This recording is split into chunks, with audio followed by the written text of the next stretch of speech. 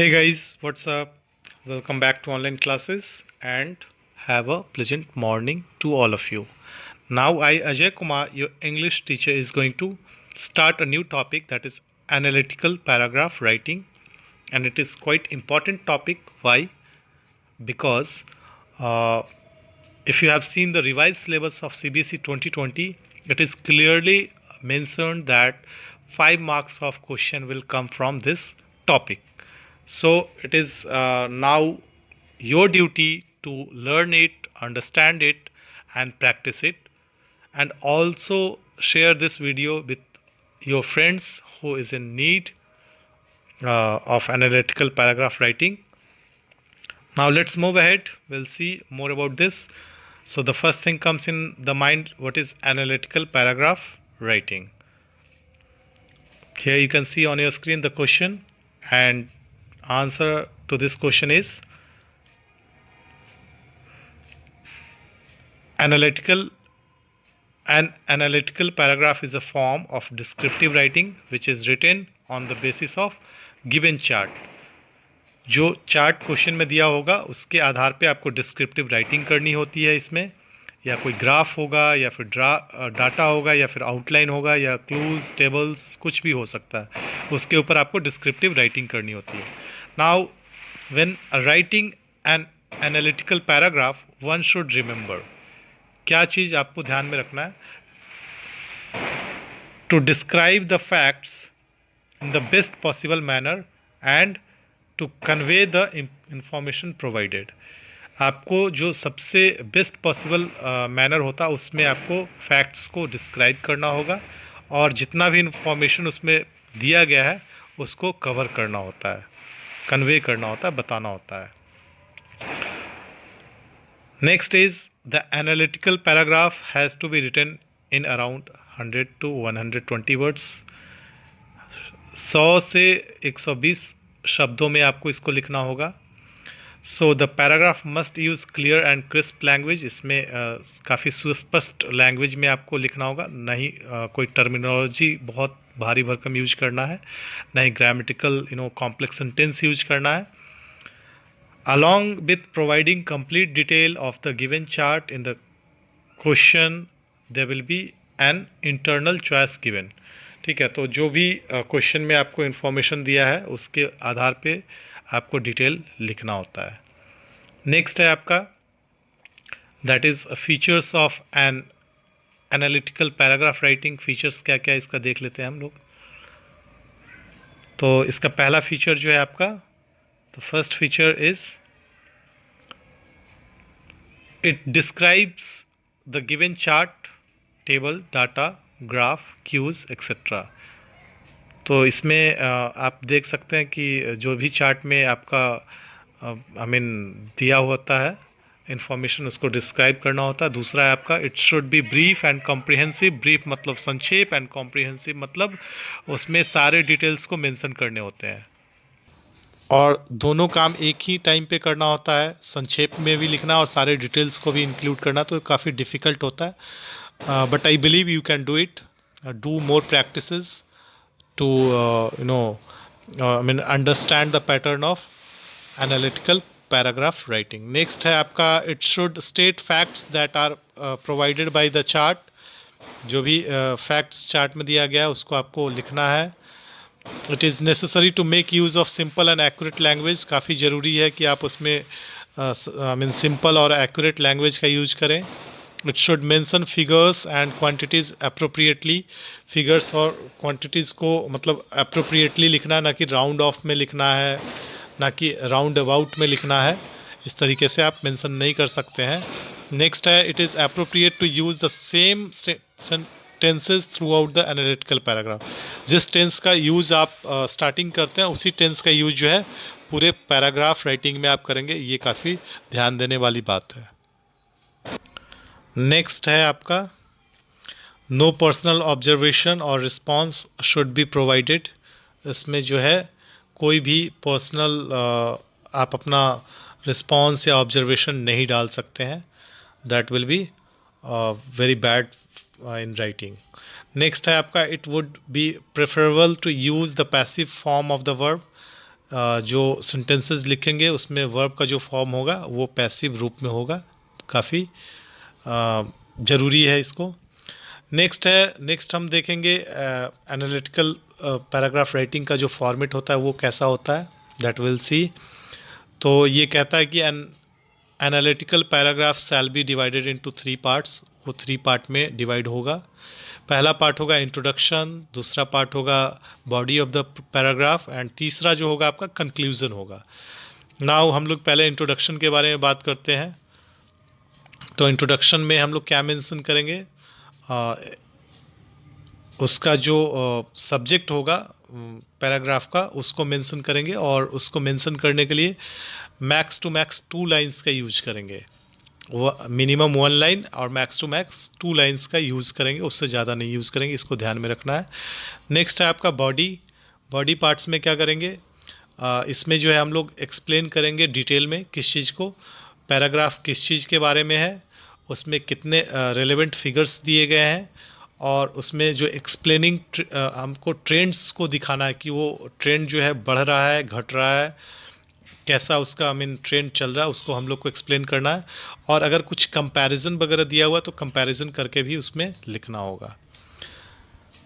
And contrast divide into सब paragraphs, कहता है कि इसमें अगर ज़रूरी हो, ऐसा लग रहा हो कि एक पैराग्राफ में सूटेबल नहीं लग रहा, तो आप अनदर सब पैराग्राफ भी उसमें ले सकते हैं बॉडी को लिखने के लिए। कंक्लूजन में आप यूज़ कर सकते हैं conclude the paragraph giving the overall view और summary of the graph. Conclusion में एक जो ध्यान देने वाली बात है कि आप उसमें कभी भी अपने ओपिनियन को, अपने थॉट्स को नहीं शामिल करेंगे।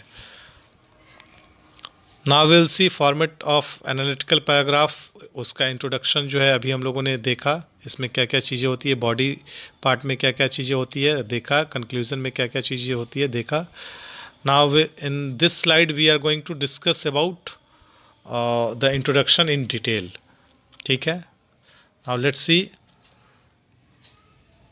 जो इंट्रोडक्शन होता है वो पहला पार्ट होता है पैराग्राफ का। The introduction is the first paragraph that should be describe in brief, ठीक है, that should be describe in brief, उसको संक्षेप में लिखना होता है।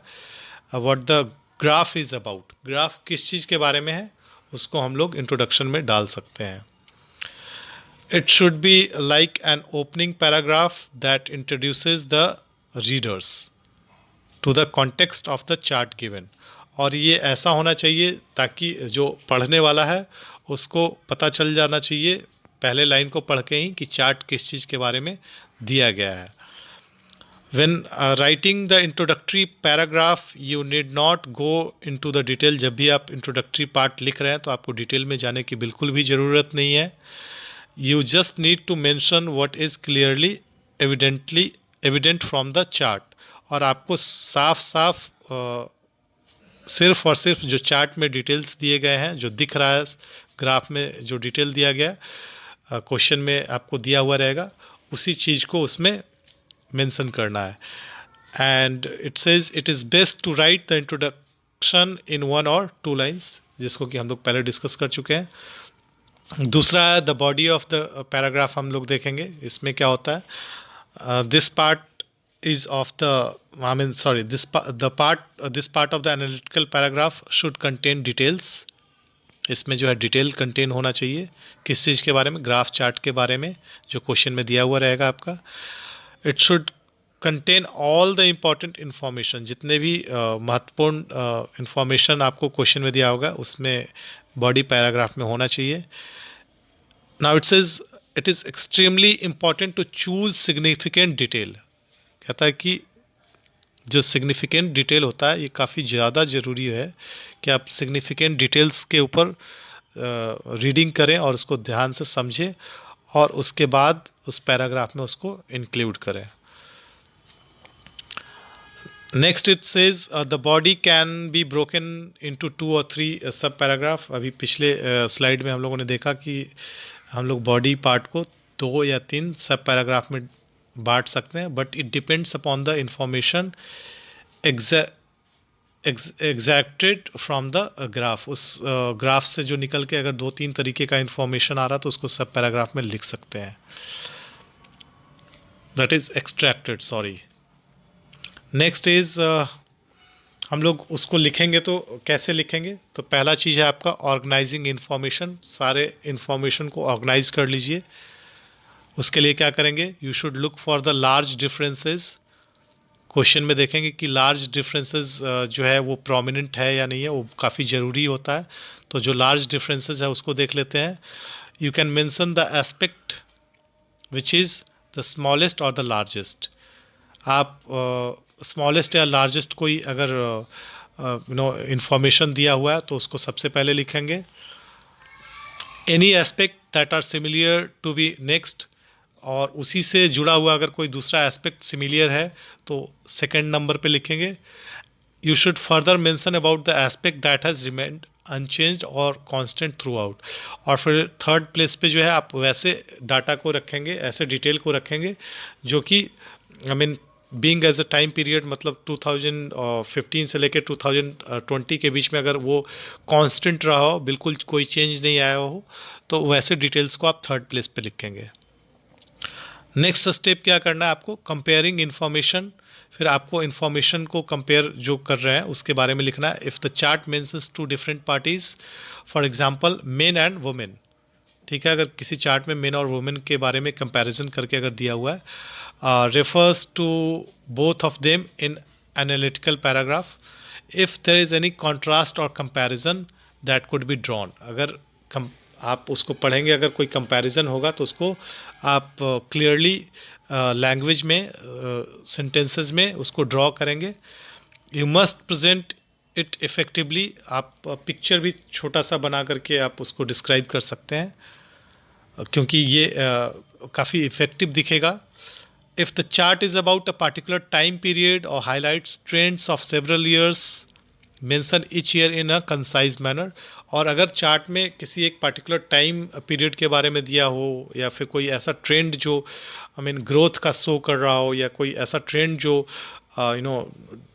डाउनग्रेड का शो कर रहा हो, डाउन ग्रोथ का शो कर रहा हो, तो उसको आप कंसाइज मैनर में लिख सकते हैं। If any comparison or contrast can be done for 2 or more years, you should write about it too। तो मीन कहने का मतलब ये हो गया कि जितने भी डिटेल्स हैं उनको सिस्टमेटिक वे में ऑर्गेनाइज करके लिखना होगा आपको।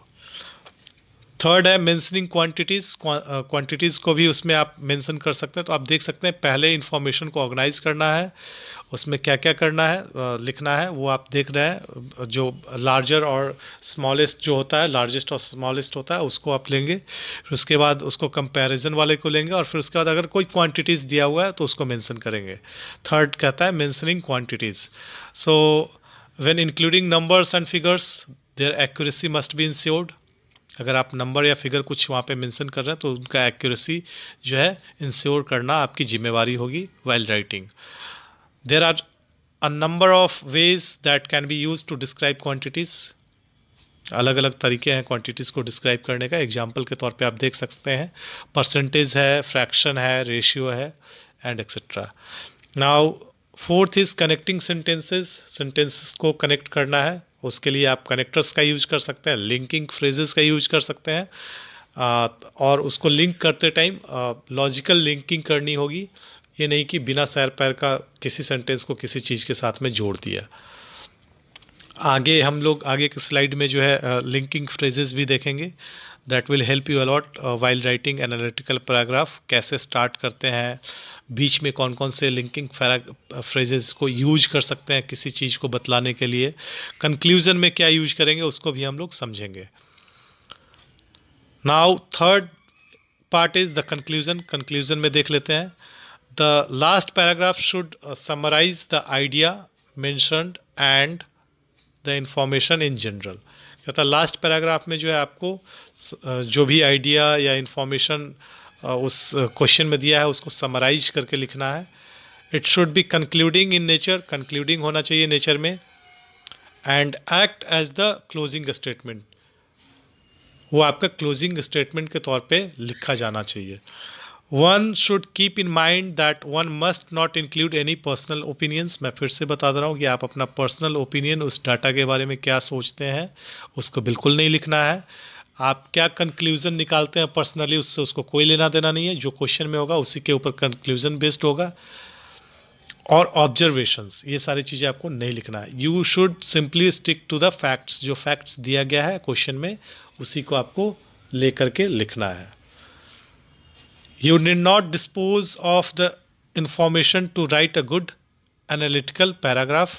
आप लोग इस बात को भी ध्यान रखें कि कोई ऐसा इंफॉर्मेशन आपको छिपाना नहीं है ताकि आप ये सोचें कि अगर निगेटिव चीज़ को लिखेंगे तो एनालिटिकल पैराग्राफ जो है आपका ख़राब हो जाएगा। ऐसा बिल्कुल नहीं करना है। The key is to choose wisely the important information. और सफलता का जो एक मात्र रास्ता है कि आपको काफ़ी वाइजली इम्पॉर्टेंट इन्फॉर्मेशन को चूज करना है पहले, फिर उसको ऑर्गेनाइज करना है और उसको सही तरीके से फैक्ट्स को बताना है और एंड में उसको सही तरीके से समराइज करना है। Now in this slide we are going to see useful tips for writing an analytical paragraph. जैसा कि अभी हम लोगों ने थोड़ी देर पहले मैंने बताया आप लोगों को कि कुछ लिंकिंग फ्रेजेस मैं बताऊंगा जो कि राइटिंग में आप यूज़ कर सकते हैं। काफ़ी इंपॉर्टेंट है और काफ़ी हेल्पफुल होगा आप लोगों के लिए। You can see here for an introduction. जब आप इंट्रोडक्शन लिखते हैं तो आप उसको कैसे स्टार्ट करेंगे, नीचे में फॉलोइंग फ्रेजेस है उसको आप देख सकते हैं। The chart given above describes. जो आप स्टार्टिंग इंट्रोडक्शन देंगे उसको ऐसे लिख सकते हैं, the chart given above describes. ये आपका फ्रेज है। The table suggests. नेक्स्ट है आपका the line graph shows. Third है आपका the data given provides information about. The pie chart illustrates etcetera. तो इस तरीके से जो है आप इन फ्रेजेस का यूज करके आप इंट्रोडक्शन की स्टार्टिंग कर सकते हैं। एक लाइन और ऐड करना चाहते हैं तो आप the table suggests about the death ratio of children. तो ये आपका 2 लाइन में हो जाएगा। ठीक है। फिर उसमें क्या करना, फॉर डिस्क्राइबिंग ट्रेंड्स। अगर उसमें कोई ट्रेंड जो है डिस्क्राइब करने वाला है, अगर उसको लिखना है तो कौन सा फ्रेज यूज़ करना है, अ पैटर्न ऑफ ग्रोथ। फिर अगर आगे देखेंगे तो रैपिडली डबल्ड। अगर आप देख रहे हैं कि 2-3 साल में वो डबल होता जा रहा है तो उसके जगह पे आप ये instead of writing in a complex sentence की it has increased in this year, in this year, in this year, तो उसको उतना लंबा ना लिख करके आप लिख सकते हैं रैपिडली डबल्ड। फिर स्काई रॉकेटेड। काफ़ी अगर ज़्यादा ग्रोथ हुआ है और काफ़ी पेस के साथ ग्रोथ हुआ है तो उसको आप स्काई रॉकेटेड लिख सकते हैं। Striking increase, peaked, soaring rates, declined, plummeted, leveled off, stagnated। अगर ठहराव आ गया है, काफ़ी लंबे टाइम तक, सपोज कि 3 to 4 years 5 years में अगर कोई ग्रोथ नहीं हुआ तो उसको स्टैगनेटेड लिख करके फ्रेज से आप डिनोट कर सकते हैं। Fluctuate, starting to rise, starting to fall, drop down slightly etcetera. इन सारे फ्रेजेस का यूज कर सकते हैं किसी डिस्क्राइबिंग ट्रेंड को आपको लिखना हो तो। आगे देखेंगे हम फॉर डिस्क्राइबिंग क्वांटिटीज़। क्वांटिटीज़ को अगर डिस्क्राइब करना हो तो क्या लिखेंगे, कौन से phrases. 48% of, 1/3 of, nearly 1/4 of, almost 80%, majority, on average, twice as much, almost equal, the highest, the lowest, very close to 2%, roughly, approximately 5% of. तो ये सारे फ्रेजेस यूज़ कर सकते हैं क्वांटिटी को डिस्क्राइब करने के लिए। नेक्स्ट है आपका इस्टेब्लिशिंग अ रिलेशनशिप और कॉन्ट्रास्ट। मैंने अभी बताया कि लिंकिंग फ्रेजेस कैसे दो सेंटेंसेस को कनेक्ट करेगा। You can see here. इसमें आपका relationship between, similarly, in contrast with, in comparison to, but in the opposite case, however, whereas, ये सारे कनेक्टर्स और लिंकिंग फ्रेजेस के अंदर में आते हैं। नाउ फॉर कंक्लूजन कौन कौन से फ्रेजेस यूज कर सकते हैं। Overall, subsequently, in all, in a nutshell, for the chart given, in short, striking, chains, including, therefore, etc. तो ये सारी चीज़ जो है आप एक एनालिटिकल पैराग्राफ को लिखने में यूज कर सकते हैं. And that is all what I wanted to teach you for writing analytical paragraph. Hope you have learned, I mean thoroughly, आपने अच्छे से इसको कम्प्लीटली समझ लिया है. And if there is any more question regarding this topic, you can text me directly, you can ask me directly. I will be happy to help you out. And do practice more, analytical paragraph writing to, fix your 5 marks. And do pass this video to your friends who are in need, and do like and subscribe the video and my channel. So we'll meet in the next video. Till then, bye, take care, and have a nice day. Thank you, everyone.